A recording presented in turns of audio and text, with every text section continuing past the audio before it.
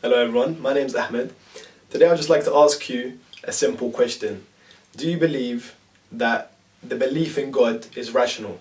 A lot of people would argue that atheism is the only rational choice and that the belief in God is blind following. So today I'd like to pose three basic arguments to show that actually the belief in God is a rational belief. And the first argument that I'd like to pose is that firstly, humans naturally believe in some sort of a deity or God figure, and you can find this throughout history, throughout past civilizations, from the Romans to the Greeks to the Egyptians before them, and right up until the modern day. Humans have always believed in some sort of godlike figure. Now, within Islam, we call this the innate disposition, that every single human being is born with the innate disposition to believe in some sort of a creator, who us Muslims refer to as Allah, which is basically the Arabic word for God.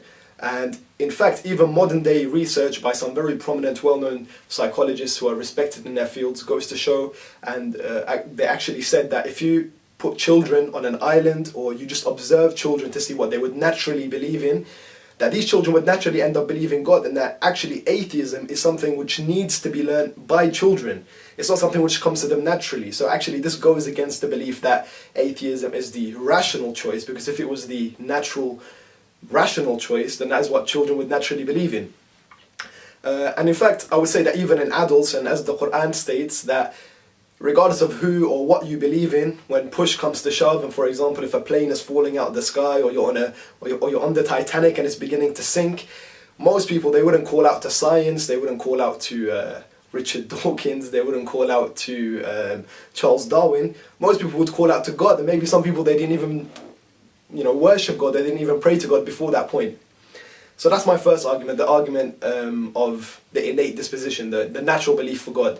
Secondly, I would argue that most human beings at some point in their life, they ask themselves the difficult questions of who am I, where do I come from, why am I here, and what's going to happen to me after my death, all of which are quite unsettling, difficult questions, but they're questions which we all ask ourselves at some point in our lives. And it's interesting to think that when we look around us, we see that everything has a purpose. This table in front of me, for example, has a purpose.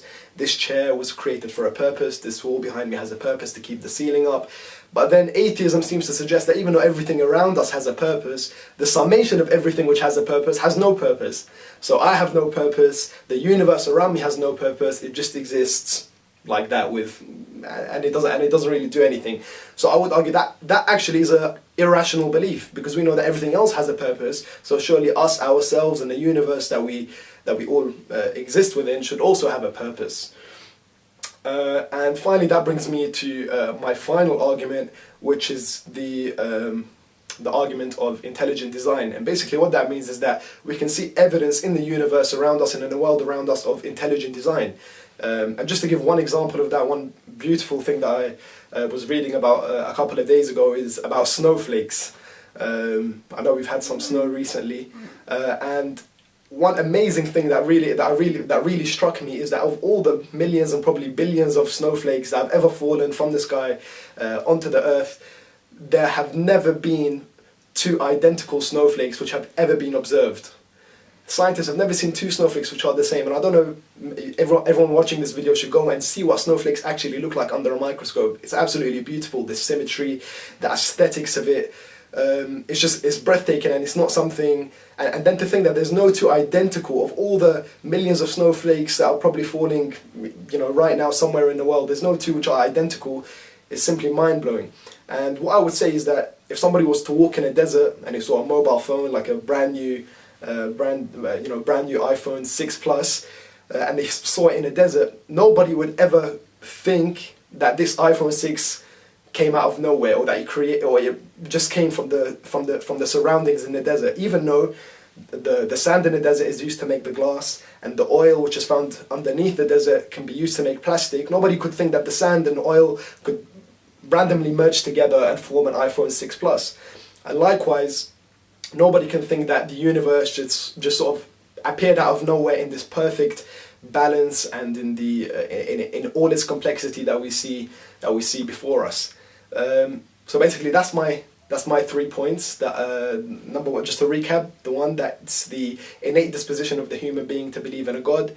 Number two, that everything around us has a purpose, and so it's rational to believe that ourselves and the universe in which we live in has a purpose.